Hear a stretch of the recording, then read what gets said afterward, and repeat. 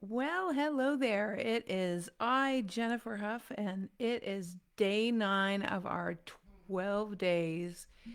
Day 9, my friends, of our 12 days of getting unstuck. The physics of getting out of your own way. I am so excited to be here today because it reminds me, I don't know if you've ever seen the book, Hitchhiker's Guide to the Galaxy, but in that book, you know, they're searching for the one question that's the most profound, deep, incredible question in the entire universe. And what is that question? Well, it's not actually the question. They're not even searching for the question. They're searching for the answer to the deepest question. And I'm going to ruin the book. The answer comes up as, I think it's 42. And nobody knows what the question is. So now they have to find the question. But today, we're actually going to uncomplicate something that a lot of people complicate. So there are tools and techniques, there are programs and programs created around how do you get around the answer to the question, how do you get unstuck? And the answer is not 42. The actual way, and just think right now, because I think it would be extremely powerful to be in the presence of something that maybe you have issue with or you're having resistance about. And hi, Nancy. Hi, everyone who's joining us. Thank you so much for being here. So I want you to think about something right now, and I'll give you some qualifiers. Okay, this is what our answer is going to address. Think of something where it's persistent and it comes up maybe once a week, maybe once a day, and you just sort of write it off. It might be about your body. It might be about an ache or a pain that you have. It might be about, an aunt. It might be about your sister. It might be about the world. It might be about politics. Something that kind of makes your eye twitch a little bit. Something that you would prefer if it didn't take you out. You'd prefer if it didn't cause your eye to twitch anymore. Now, when we answer the question to day 9, which is what is the one answer that basically allows us to resolve any issue, problem, stuckness, irritation, what's the one thing that anyone can do? I wrote down on my little whiteboard here that there are 3 parts to it, but actually there's one main part, and I'm breaking it down into 3 steps. So I'm gonna play with you a little bit on this. Yeah? So does everyone have, write down in the chat? I'd love to see. Write down in the chat right now, what's an area, what's an aspect of your life that comes up fairly consistently that bothers you? And I want to share a little story with you before I give you the answer. So even today, I looked at my schedule and my schedule was back to back.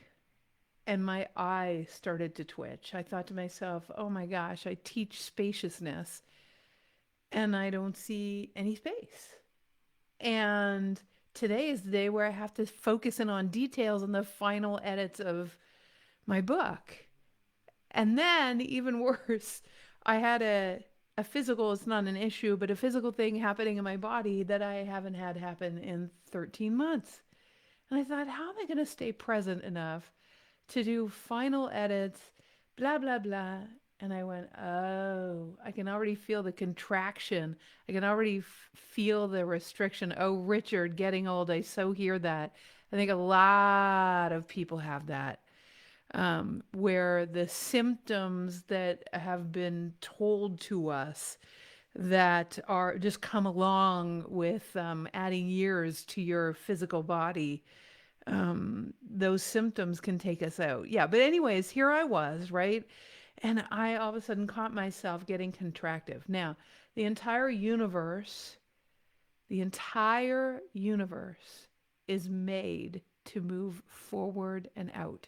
It's an expansive universe. It's not a contractive universe. So I know I'm out of alignment with the entire flow of life. Pauline, you're sounding a bit like Richard there, right? The aches and the pains. And I know instantly I'm getting out of that expansive. I'm actually contracting. I'm actually closing in on myself. And I realize that there's really only one thing to do. Oh, I love these answers that you guys are typing into the chat. So, the answer to the question, what is the one thing? Probably some people have guessed. See if you can. Write it into the chat. Can you guess what the answer is? You know, in the group that I tend to attract, usually what comes up for people is love. Love is the answer. But actually, love is a factor or a necessity when you're engaged in the answer. If you want to get back to expansiveness and flow, but it's not the answer, it's a factor, it's a necessity. So for me, the answer to any issue, the one thing that is the the process by which to evolve out of stuckness or difficulty is actually to stop and to breathe. Stopping and breathing actually is an act of love, because as soon as you get into contraction, what happens is the mind already has a reaction to contraction or polarity or whatever is a problem. And it has a grease line, slippery slope of neurosynaptic highways that will play out if you don't stop. Have you ever noticed this? What happens is the first thought is, oh my God, I just saw what was on the news. And then the next thought is, oh, that means this, that, and the other thing. The next thing is, gosh, I better put some toilet paper in the basement and have a stockpile. And the next thing you know, you're going all the way down to the zombie apocalypse, right? Now, you have to make the decision if this is going to work for you, because I'm going to give you 3 steps. It works for anything. It works for everything if you're willing to do the steps.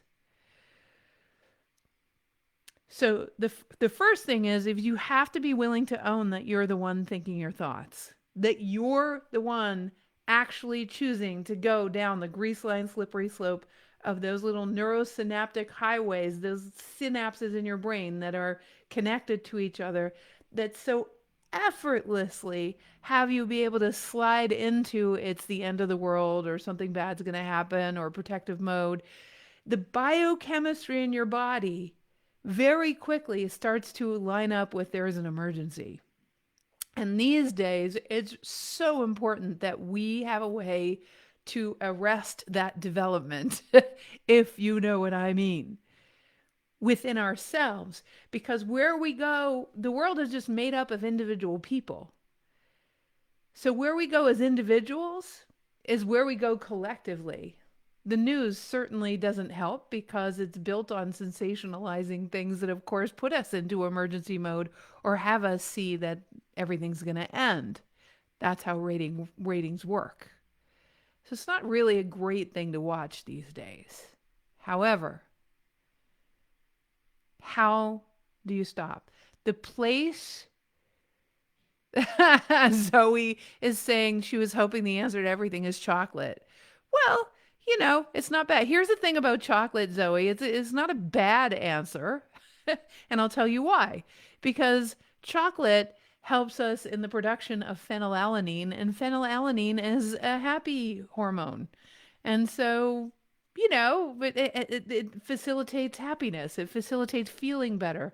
So chocolate is not actually the worst thing that you could do, unless you're allergic to it. However, The first thing is you have to breathe, because you have to get into what is essential is getting into the space between the thoughts.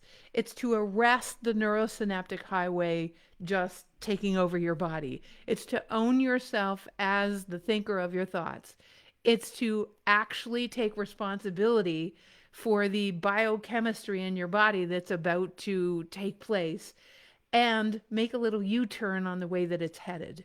It requires breathing. So the first step is breath. I take 3 breaths. This works every time for me. So I'm sharing it with you. And so it reminds me of a Mad TV skit that they did once with Bob Newhart. Most of you have probably seen it at this stage because I think it has millions of views. It's all about stop it. Just, whatever you're doing that's hurting yourself, just stop it. He plays a therapist that tells all his clients, gets them to pay $5 just for him to say, stop it. I'll post it on this page if you want later. It's brilliant. It is hilarious. I've never laughed so hard as the first time I ever watched that. But we're not going to stop it because you have a neurosynaptic highway in your brain. We're going to pause it and we're going to breathe. So there's 3 steps to the breath. The first breath is, and you guys can do it with me, the first breath is a breath of appreciation that you can even press pause, that you are in the driver's seat of where that neurosynaptic highway ends, that you actually are the thinker of the thoughts. So it's the appreciation that it's even possible to stop that grease line slippery slope. So just breathe that in. What that first breath means is nobody is the boss of you. Doesn't matter what happened on the TV. Doesn't matter that your aunt just phoned you up and ranted about everything that's wrong in the world.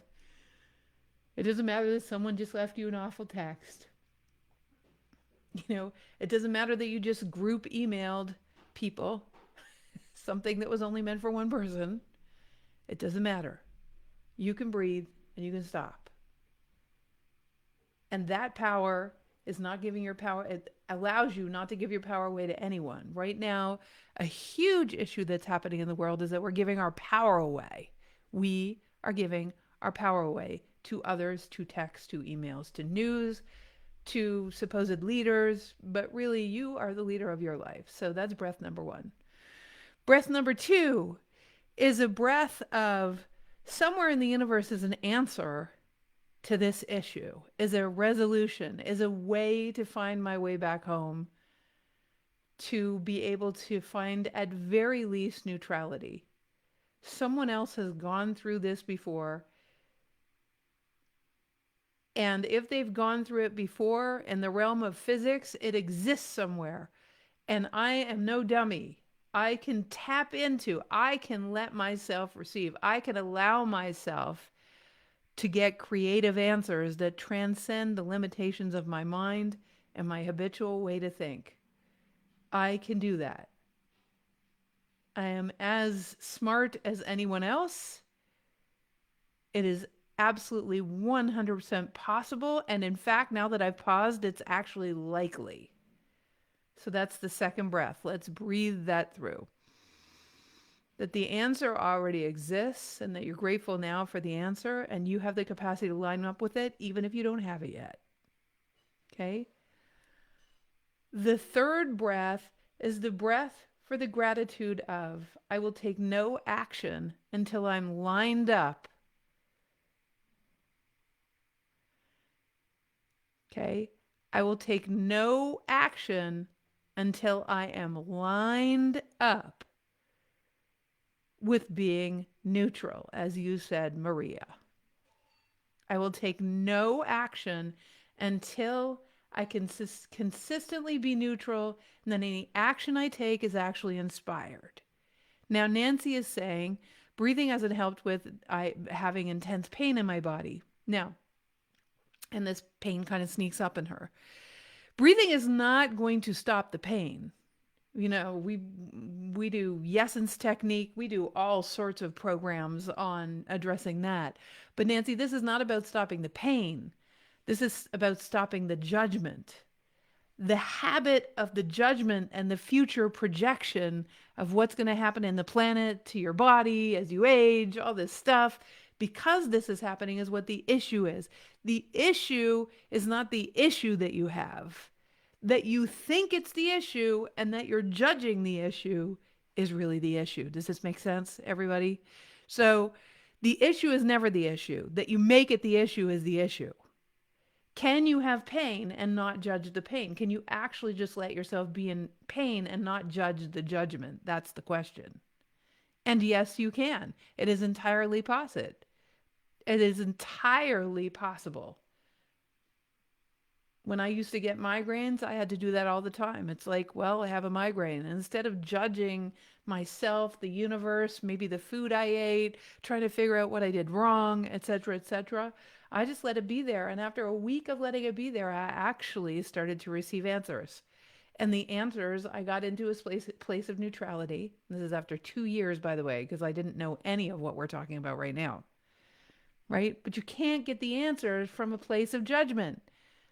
Divine answers do not occur from a place of the frequency of a lack of divinity. Judgment is not divinity. At very least, it requires neutrality, right? Okay. So number 1 is breathing. We're not even on step 2. So step 2 is to, I would say, the second thing that I said, which is don't take action. Don't take action until you know that the action is different from the action you've ever taken. And it feels expansive. It might take days, like it did with the migraines that I had. But the issue is that when we take action from judging what's going on, you know this when you're arguing with your spouse or with your sweetie or with your children, and it's coming from a place of being reactive, you know it never ends well. All that happens when you're triggered, or if this is neutral, when you're south of neutral, is the part of them that's south of neutral also gets activated because it's like a tuning fork. You're tuning with the worst of them. It's not of love and assistance. So you've got to decide whether you want to lead or whether you just want to be heard. So I'm going to say that again. It's really powerful. So this is number 2. You got to decide whether you want to lead, where the solution's going to go, or where this conversation or where this body's going to go, or whether you just want your annoyance, frustration, anger to be heard. If you want your anger to be heard, it'll be heard and you'll probably manifest more because the frequency at which you're talking is going to draw that out of everybody else unless they're incredibly conscious and decide to do the homework I just told you, which is breathe. Then they're not going to engage in your drama, but most people don't know how to do that, right? Okay. Step number 3. Step number 3 is create an evidence journal. Thank you, Natalie Ledwell of Mind Movies. Create an evidence journal. Create an evidence journal in between the time, well, start it today because you want to be able to go back to it. The evidence journal is evidence for when you brought yourself back to neutrality, or even when you were in neutrality anyways. The miraculous, the delicious, the new ideas that have happened, the yummy stuff that has occurred. An evidence journal is everything. Have that evidence journal in your purse, have it in your backpack, have it in your car, have it everywhere, because when you get taken out by distractions, by, the collective ego of humanity that wants to actually keep you from living out your heart's calling. Because the collective ego will die. That's why it's so in front of us right now. The polarity is so in front of us. When any person wants to die, or when a gazelle is being chased by a tiger, the look on its face is, I want to keep living. Well, even thought forms are like that. even belief systems, even ideologies, even conspiracy theories want to live. They want to keep living as an entity.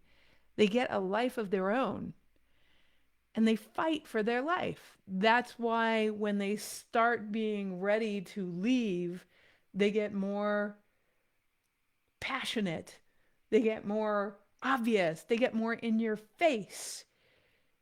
It's like the gazelle saying, no, I want to stay around. I want my life still.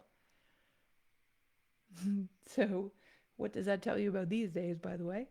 And so, if something still wants a life, it's going to try to distract you and gaslight you at every turn. People try to do that too when they know that their idea is starting to die. They advertise, they market, they try to hook you. Every entity wants to live. It wants to live on. So when something starts getting desperate or more ridiculous, you know, right? You know. It's just looking for your attention, and it keeps you away from the life that you were meant to live. It keeps you away from building bridges. It keeps you away from expressing your heart. So number 3 is have an evidence journal. Why? Because the evidence journal is about how much magic and alchemy happened when you stayed in your heart, when you came from neutrality, when you were in the space of receiving, when you were in the space between the atoms. When you were in the space between the atoms, this is what happens. So every time you go off the rails, you're doing 1, you're doing 2, and then you're opening up your journal, right? You're opening up your evidence journal and you're just giving it a read to remind yourself that indeed, because you know that's what happens when we get upset. We completely forget. We are not vigilant for all the amazingness that happens when we're in alignment, right? Have you ever noticed that? You're not looking for evidence of how amazing you are when you're scared. You're in emergency mode. Something bad's going to happen. So that evidence journal, when you've taken the breaths, right? When you've done step number 2, then when now you're doing step number 3, you have an evidence journal started today. Find a new journal in your house, even if it's just one of your kids, workbooks. Just start it. It doesn't have to be beautiful. And it can be. You can buy that later. Right? And start writing what happened today. I can come up with at least 25 things a day. So imagine 25 things a day times 365 days. Start with 5. By the way, the fact that you can hear me right now, the fact that you can see me, that your eyes are translating waveforms, that your heart is pumping without any involvement, that you received vitamins through your small intestine without having to do a thing. It's easy to find the miraculous where you're just neutral and you don't have an opinion. Dig deep. Start looking around you. Let yourself get present to that. What that does is it brings you to the frequency of the answers that you're seeking on the problem that you have. And so, Nancy, that took me a long time. Oh, it's so cool, Pauline. Isn't it a great full circle that I get to talk about Natalie, who gave me the idea of evidence journal, and that she's the one that got you here. Yay! All right. Evidence of the goodness that happens every day, because you spend most of your day in neutrality. Evidence of that, Allison. Evidence of the stuff that's happening when you're out of the way, the stuff that happens for you every day. Stuff you don't even ask for. Some stuff you do ask for. Evidence of your alchemical nature. Evidence of you are loved by the entire universe. That's what you're collecting evidence of. So I hope that makes sense. So, gorgeous, delicious beings, that is day 9 of 12 days of getting unstuck. We are going to do day 10 here on the Wide Awakening page as well. I am also broadcasting live to our Agents of Awakening community, which is not on Facebook. And so I am going to go and chat with them for a little bit, but give this all a shot. Yeah, have fun with it.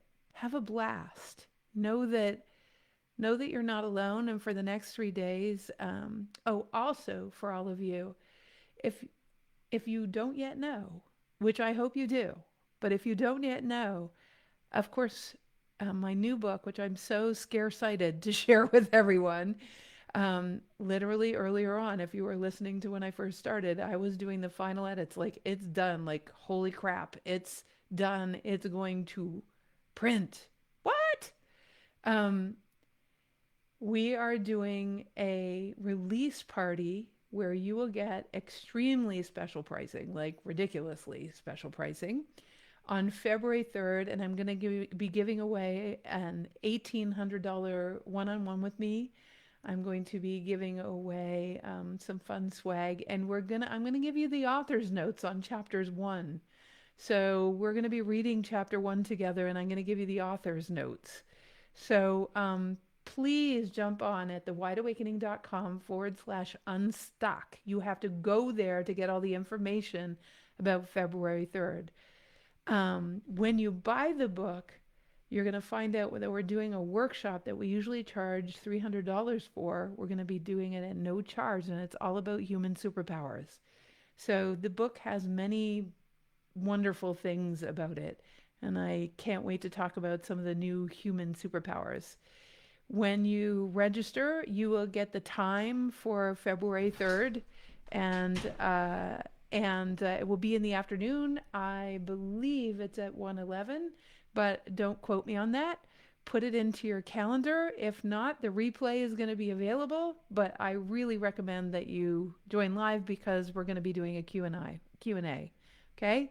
So register and we'll see you there. I'm going to say so long and mwah to everybody on the Wide Awakening page.